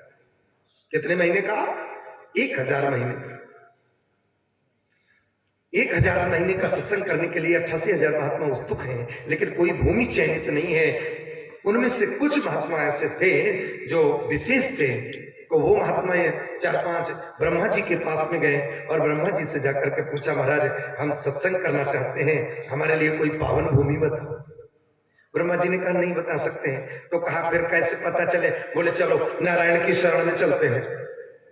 नारायण की शरण में गए। भगवान नारायण ने कहा कि तुम्हारे सत्संग के लिए भूमि हम निहित किए देते हैं, हम अपना चक्र छोड़े देते हैं, और जहां पर ये चक्र गिरे वहीं पर चक्र तीर्थ बन जाएगा, और जहां पर इस चक्र की दूरी गिरेगी वही तुम्हारे लिए स्थान सत्संग का उपयुक्त होगा। वो चक्र जैसे ही छूटा, आगे आगे चक्र था, पीछे पीछे महात्मा थे, और वो सीतापुर जिले में एक अरण्य था। उस अरण्य में जाकर के उस चक्र की नेमी गिरी, और नेमी के गिरने से वही वन नैमिषारण्य हो जाता है। और उसी नैमिषारण्य में आज 88,000 महात्मा इंतजार कर रहे हैं कि कोई हमें 1000 महीने के लिए कथा सुनाए, सत्संग सुनाए। उसी समय व्यास जी के जो शिष्य थे लोमहर्षण जी, जिन्हें सूत जी भी कहते हैं, और 20 वर्षीय जिनकी आयु है, और 20 वर्षीय वाले आज सूत जी उन 88,000 महात्माओं के सामने आते हुए दिखाई पड़े। तो आकर के उन 20 वर्षीय महात्मा को सबसे पहले उन 88,000 महात्माओं ने उठकर के प्रणाम किया है।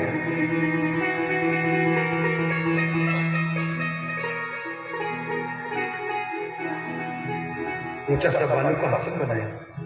बालू के आसन को बनाने के बाद सभी ने प्रणाम किया, बालू से ही तिलक किया।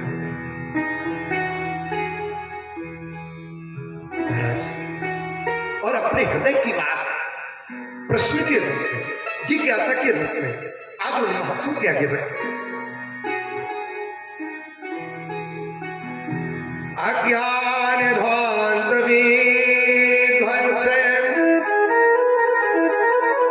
कोटि सूर्य समप्रभा सूताख्या ही कथा सारम मम कर्णे रसायन।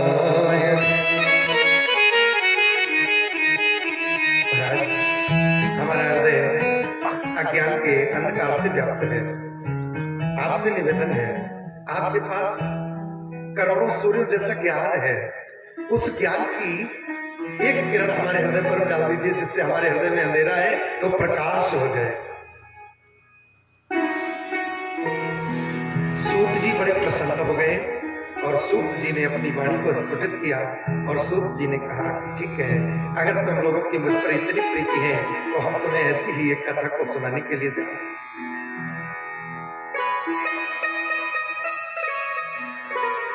ऐसी ही एक कथा को सुनाने के लिए जा रहे हैं, और भक्ति ज्ञान वैरागी की कथा को सुनाए।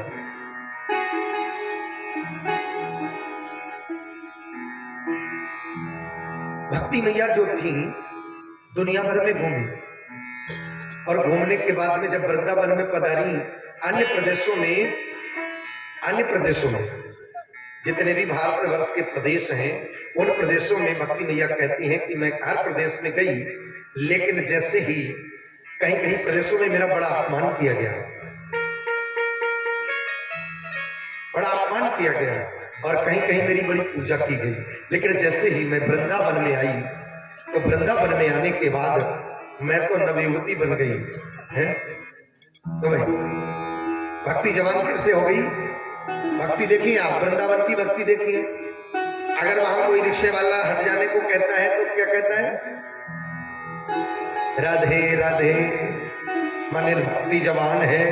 लेकिन वृंदावन में किसी महात्मा से कहो ज्ञान ले लो, कोई वैरागी है? भक्त तो सब है, लेकिन न किसी के पास कोई व्यक्ति ज्ञान लेना चाहता है। और जब वास्तविक ज्ञान जिसको भी जिस दिन हो जाएगा, भैया चाहे वो हम हो और चाहे कोई और हो, ये भागवत कह रही है, वास्तविक ज्ञान जिसको जिस दिन हो जाएगा, उस दिन माया अच्छी नहीं लगेगी, जगत अच्छा नहीं लगेगा। तो भक्ति मैया कहती है कि मैं जब वृंदावन में आई और वृंदावन में आकर के मैं तो नवयुवती बन गई, लेकिन मेरे दोनों पुत्र वृद्धावस्था को प्राप्त हो गए। अब ये स्वस्थ कैसे हो, स्वस्थ कैसे हो? तो नारद जी के माध्यम से भक्ति ने जब भागवत की कथा को सुना और जैसे ही भक्ति ज्ञान वैराग्य ने भागवत की कथा को सुना, तो भागवत की कथा को सुनने के बाद में भक्ति ज्ञान वैराग्य तीनों पुष्ट हो जाते हैं।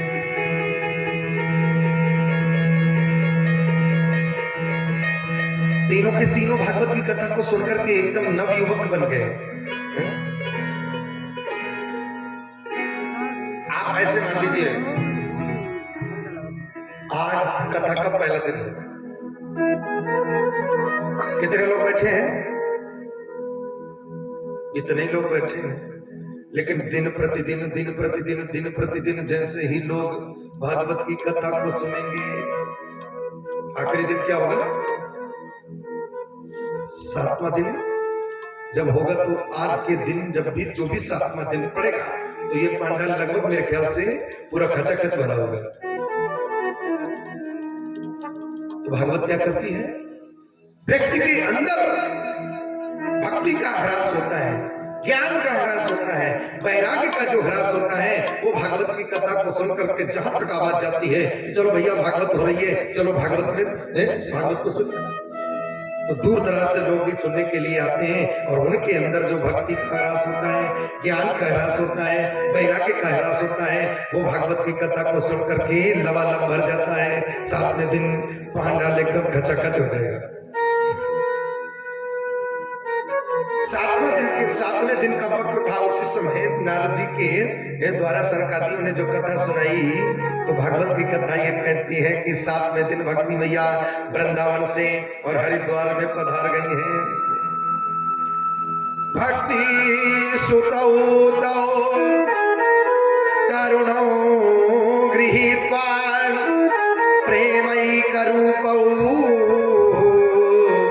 सहसा विरासी श्री कृष्ण गोविंद हरे मुरारे नाथेति नामानि मोहरे वदन। भागवत की कथा सुनकर के भक्ति के दोनों पुत्र भक्ति के सहित जब पुष्ट हो गए, तो मुंह से निकल गया श्री कृष्ण गोविंद हरे मुरारे हे नाथ नारायण वासुदेव।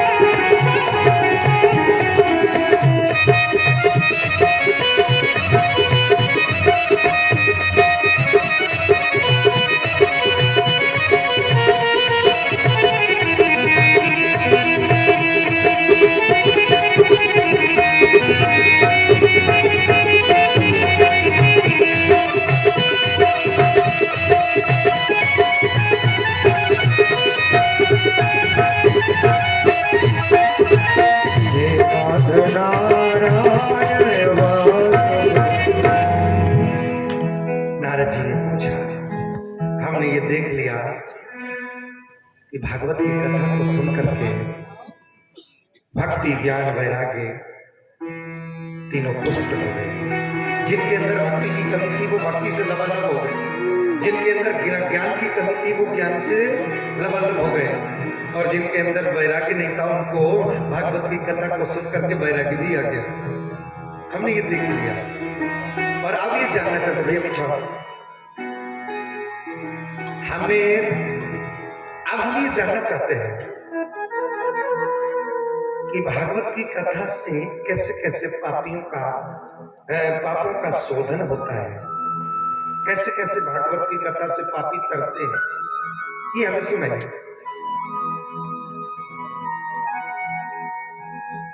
नारद जी ने जब ऐसा प्रश्न किया तो सनकादियों ने कहा कि नारद जी, तुम ये कहते हो कि कैसे कैसे पापियों के पापों का शोधन होता है, कैसे कैसे पापी तरते हैं।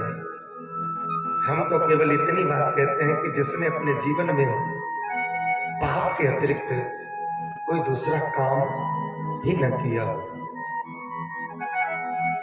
लेकिन उससे पहले सबसे बड़ी बात ये होती है विश्वास फलदायक। जिनको विश्वास नहीं है उनका कुछ नहीं हो सकता है। अगर जो व्यक्ति विश्वास की नैया में सवार हो गया उसे तो पार हो गया। लेकिन सबसे बड़ी बात यही होती है हम विश्वास नहीं कर पाते। जीवन में कोई व्यक्ति कहता है कि भूत प्रेत होते हैं, ये हमें विश्वास हो जाता है, लेकिन हरि व्यापक सर्वत्र समाना प्रेम ते प्रगट हो ही ये विश्वास नहीं होता। भूत है ये विश्वास है, लेकिन भगवान हर जगह है ये विश्वास नहीं। तो सबसे पहले व्यक्ति को परमात्मा पर विश्वास करें, अडिग। कैसे कैसे पापी तरते हैं। नारद जी से सनकादियों ने कहा कि जीवन में जिसने भी पाप के अतिरिक्त कोई दूसरा काम, ये मानवा पाप कृतस्तु सर्वदा, ऐसा मनुष्य जिसने अपने जीवन में पाप के अतिरिक्त कोई दूसरा काम ही न किया हो,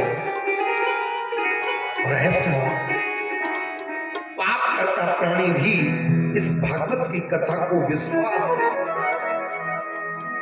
मेरा कल्याण भागवत करेगी, ये मुझे विश्वास है, ऐसा भाव लेकर के भागवत की कथा को सुनता है तो भागवत उसका कल्याण कर देती है। और इतना ही नहीं, यहां पर ही नहीं रुके,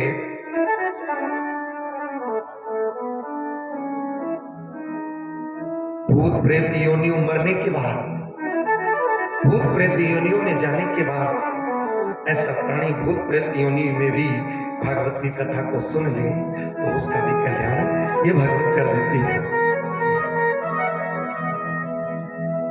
अब नारद जी ने हम लोगों की तरफ से प्रश्न किया,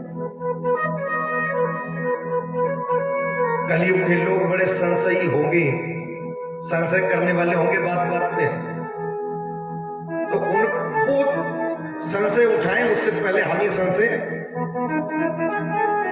उनकी तरफ से हम ही उठाए देते हैं कि महाराज हम ऐसा नहीं मानेंगे। आपने कह दिया कि हम मान लें, नहीं ऐसे नहीं मानेंगे, हमें तो आप प्रमाण दीजिए ऐसा कभी हुआ है, कोई भूत प्रेत जिसने भागवत की कथा को सुना हो ऐसी कोई कथा हमें सुनाओ प्रमाण के रूप में।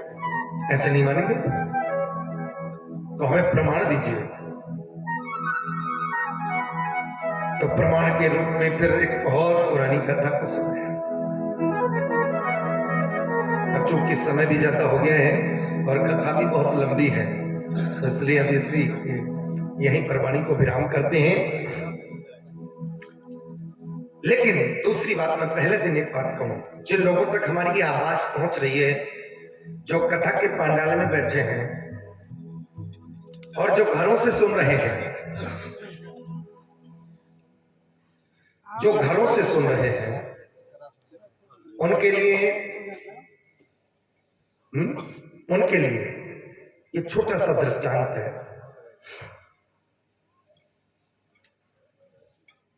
अब का जा रहे हो बोले वृंदावन बिहारी लाल जय। हमारे विनोद भैया पर भगवान की अत्यंत कृपा है और भगवान जैसी इन पर कृपा करी वैसे सब पर। बोले वृंदावन बिहारी लाल। कथा में आने वालों का कभी घाटा नहीं होता है। कोई भी कैसे भी आए, जैसे एक आदमी कभी कथा में जाता नहीं था। एक दिन उनकी धर्मपत्नी ने कहा कि जाओ पड़ोस में कथा हो रही है, चले जाओ। बड़े बेचारे कई दिन पत्नी के द्वारा कहने पर एक दिन गए, तो गए किस समय, जब कथा चालू नहीं हुई थी। 1 घंटा पहले ही पहुंच गए। न व्यास जी आए थे न कोई श्रोता। एक आदमी से पूछा तो जैसे ही वो मोहल्ले के गणमान्य व्यक्ति थे, तो पहली बार किसी कथा में आए, तो पहली बार जब कथा में आए और जब कोई गणमान्य व्यक्ति कथा में आए तो लोगों जो कथा के आयोजक थे उन्होंने स्वागत किया, आइए। बैठाते ही लोग कि आइए आइए भाई आइए। वो आइए, आ गए। देखा कि अभी व्यास जी तो आए नहीं। बोले अभी कथा शुरू नहीं हुई। बोले नहीं, अभी 1 घंटे बाद होगी। तो बोले घर क्या वापस जाना, चलो यहीं तब तक पंडाल में ही बैठ जाते हैं। पंडाल में बैठ गए। नींद आने लगी, तो नींद आने लगी तो एक खंबे की टेक ले ली। अब ऐसी नींद आई, व्यास जी आकर के कथा सुना करके और चले भी गए। और जाने के बाद जब जिसको टाट फट्टी घड़ी करनी थी उसने आकर के जगाया और कुछ न कुछ तो कहना ही, अरे वाह महाराज बड़ी अच्छी कथा थी, बहुत सुंदर, आनंद आ गया। तो उस टाट फट्टी वाले ने कहा अब कथा खत्म हो गई, जाइए। तो बेचारे चल दिए। घर पहुंचे। घर जाने के बाद में पत्नी ने पूछा भाई ये बताओ कथा सुने आए, कैसी लगी कथा। बोले बड़ी अच्छी। तो क्या सीखा। बोले सीखा क्या, वहां तो हमें 3 ही बातें सुनने को मिली। क्या, आइए, बैठिए, जाइए। 3 ही बातें सुनने को मिली, आइए, बैठिए, जाइए। पत्नी ने कहा इनके मन में कथा के प्रति द्वेष भावना न हो, तो इसलिए उन्होंने उन शब्दों का ही अनुमोदन कर दिया। बोले ये शब्द नहीं, ये तुम्हारे लिए मंत्र है, यही तुम्हारे लिए मंत्र है, इन्हीं को जपा कर। अब वो बेचारे रात में लेटे तो नींद ना आए। अब नींद ना आए तो बड़े बेचारे चक्कर में उठ के बैठ गए। कहा पत्नी ने कहा कि ये मंत्र है तो लाओ यही जपे। तो वो बैठ के जपने लगे, आइए, बैठिए, जाइए, आइए, बैठिए, जाइए। भाई दिन एक चोर उनके घर में घुसे और ये मंत्र जपे, आइए, बैठिए, जाइए, आइए। अब चोर ने जैसे ही उनके मुंह से आइए सुना तो चोर एकदम घबरा गया। लगता है इन्होंने देख लिया तभी कहा आइए आइए आइए। तो एकदम सतर्क हो गया। बैठिए, बोले अब तो पक्का देख लिया है, ये बैठने को कह रहे हैं, अब तो पक्का दिखा। तीसरा शब्द कहा कि जाइए। बोले अब तो ये पकड़ लेगा सो वो महाराज उन्हें सेठ जी के चरणों में आकर के गिर पड़ा, महाराज पुलिस को फोन नहीं करना, अब जो भी है अब हम तुम्हारे आगे समर्पण किए देते हैं। सेठ जी की बुद्धि खुल गई। कथा में गया और झूठे ये 3 शब्द ले आया तो आज हमारे घर में चोरी होने से बच गई। और वास्तविक अगर मैं कथा को अगर ध्यान से सुनता सोता ना तो फिर हमारा क्या होता। कथा से झूठी शब्दों ने आज हमारे घर में चोरी होने से बचा लिया। और अगर वास्तविक 3 घंटे की कथा को सुनता, मेरे कहने का भाव केवल इतना है, कथा कभी किसी को आप आओगे तो यहां से कुछ न कुछ जरूर ले जाओगे। इसलिए सत्संगति से प्यार करना सीखो जी, जीवन का उद्धार करना सीखो जी, प्यार करना सीखो जी, जीवन का उद्धार करना सीखो जी। सत्संगति से प्यार करना सीखो जी, जीवन का उद्धार करना सीखो जी।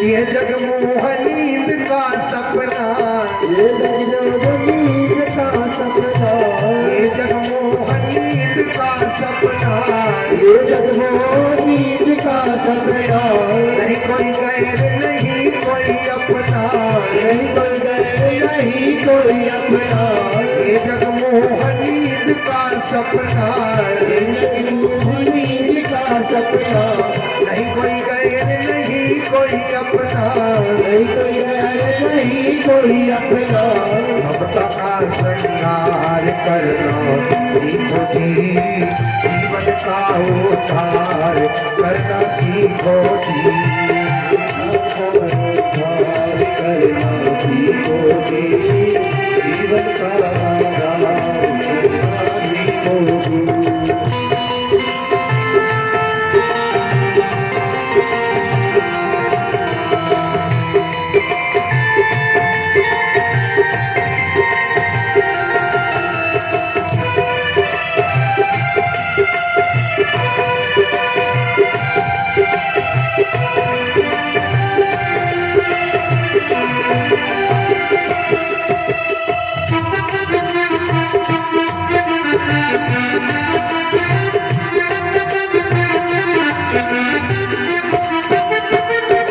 धन धाम संग नहीं जाए, धन धाम संग नहीं आवे, धन धाम संग नहीं जावे, धन धाम संग नहीं जावे, सुखदारा कोई काम नावे, सुखदारा कोई काम नावे, सुखदारा कोई काम नावे, सुखदारा कोई काम नावे, पाप पुण्य विचार करना सीखो जी, जीवन का उद्धार करना सीखो जी, उद्धार करना सीखो जी, जीवन का उद्धार करना सीखो जी।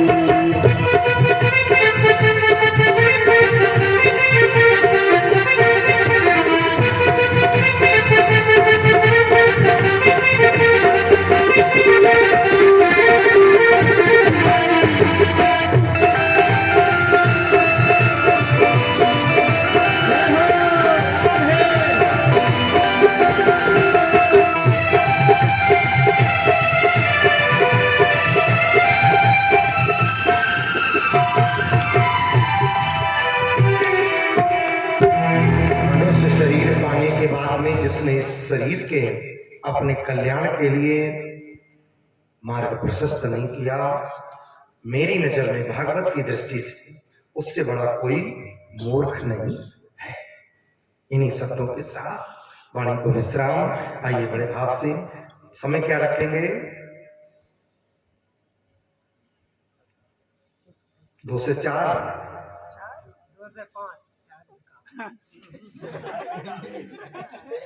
8 से 10, अरे समय तो यही रखो, फिर बढ़ जाए, है वो अलग बात है। ठीक है, बढ़ेगा तो है ही, ये समय ठीक है, 2 से 4 फिर बढ़ेगा तो वो तो अलग की बात है। बोले वृंदावन बिहारी लाल की जय। और सुबह जो है पूजन का समय 8 से 10, ठीक। आइए बड़े भाव से सभी लोग खड़े होकर के भगवान की आरती करेंगे और बड़े भाव से ठीक दिवस में 2 बजे पधार करके भागवत की कथा का श्रवण पान करेंगे।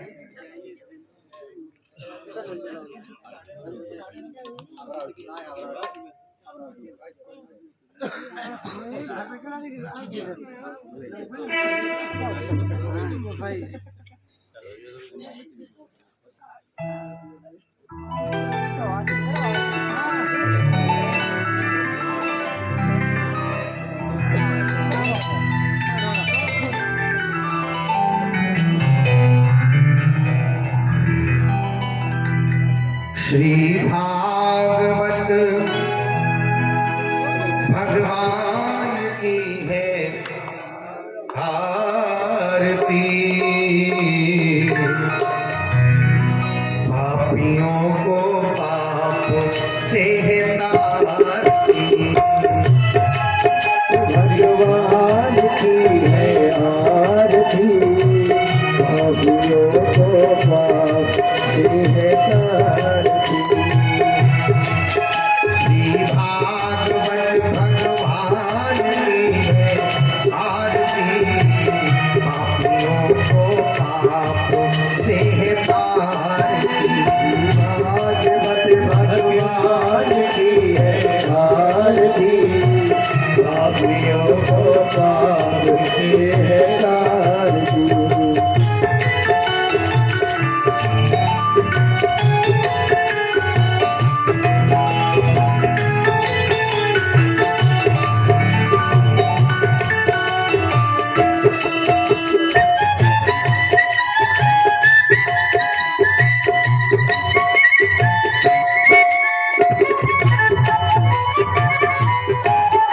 ये अमर ग्रंथ, ये मुक्ति पंथ, ये पंचम वेद निराला, नव ज्योति जगाने वाला। मुक्ति पंथ ये पंचम वेद निराला, मुक्ति जगाने वाला। हरि नाम यही, हरि ध्यान यही, नाम यही, हरि नाम यही, हरि नाम यही, हरि ध्यान यही, हरि नाम यही, हरि धाम यही। जग के मंगल की आरती, पापियों को पाप से तारती। श्री भागवत भगवान की है आरती, पापियों को पाप से है तारती।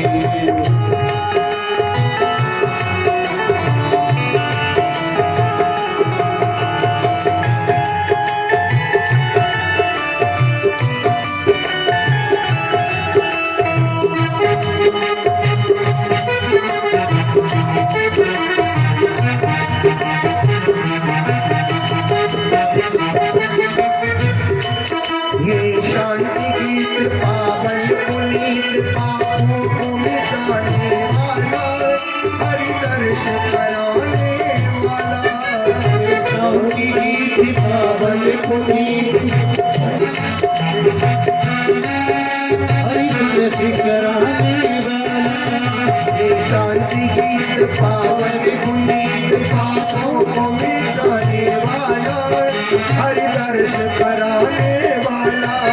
ये शांति गीत पावन पुनीत, पापों को मिटाने वाला, हरि दर्श कराने वाला। ये सुख करनी है दुख हरनी, सुख करनी है दुख हरनी, ये सुख करनी है दुख हरनी।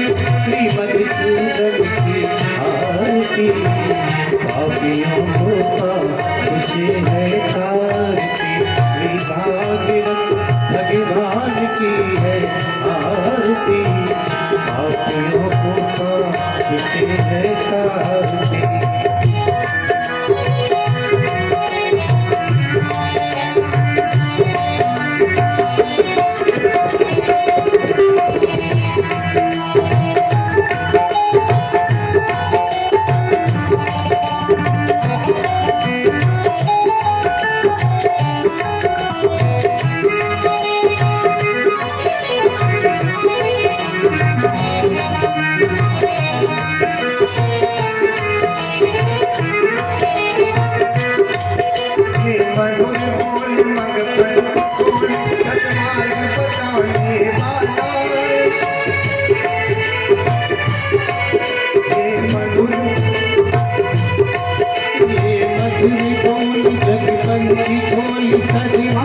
बचाने वाला, हरिहर सिखराने वाला है। तुम्हें बोली जगी पंछी को और मार्ग बताने वाला, बिगड़ी को बनाने वाला।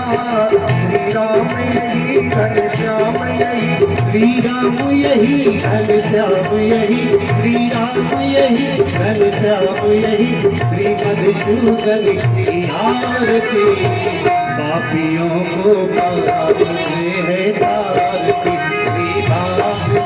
श्री भगवान की है आरती, पापियों को पाप में है तारती। कर्पूरी गौरम करुणावतारम, संसार सारम भजगे जयहारम। सदावचन संहृदयारविन्दे, भवं भवानी चैतन्यमाम्। त्वमेव माता च पिता त्वमेव बन्धुः सखा त्वमेव विद्या द्रविणं त्वमेव सर्वं मम देव त्वमेव सर्वं मम देव। हरे राम राम राम हरे हरे, कृष्ण कृष्ण कृष्ण हरे हरे राम राम हरे हरे, कृष्ण कृष्ण कृष्ण हरे हरे राम राम हरे हरे, कृष्ण कृष्ण कृष्ण हरे हरे, कृष्ण कृष्ण कृष्ण हरे हरे, कृष्ण कृष्ण हरे। बोले भागवत महापुराण की जय हो। शीतलेतं जगन्माता शीतलेतं जगत्पिता शीतलेतं धात्री शीतलायै नमो नमः। हरिः ओम। यानि कानि च पापानि जन्मान्तर्गतानि च तानि सर्वाणि नश्यन्तो प्रदक्षिणा पदे पदे। हरिः ओम। ओम जजेन जयमयजन्त देवास्तानि धर्माणि प्रथमान्यासन्ना देहनाकं महिमानः स्वतन्त्रपूर्वे साध्याः सन्ति देवाः। हरिः ओम। एकदन्ताय विद्महे वक्रतुण्डाय धीमहि तन्नो दन्तिः प्रचोदयात्। ओम श्रीवन्दिकालकुलचुम्बकपाटलाब्जे पुन्नागजालकरवीररसालपुष्पैः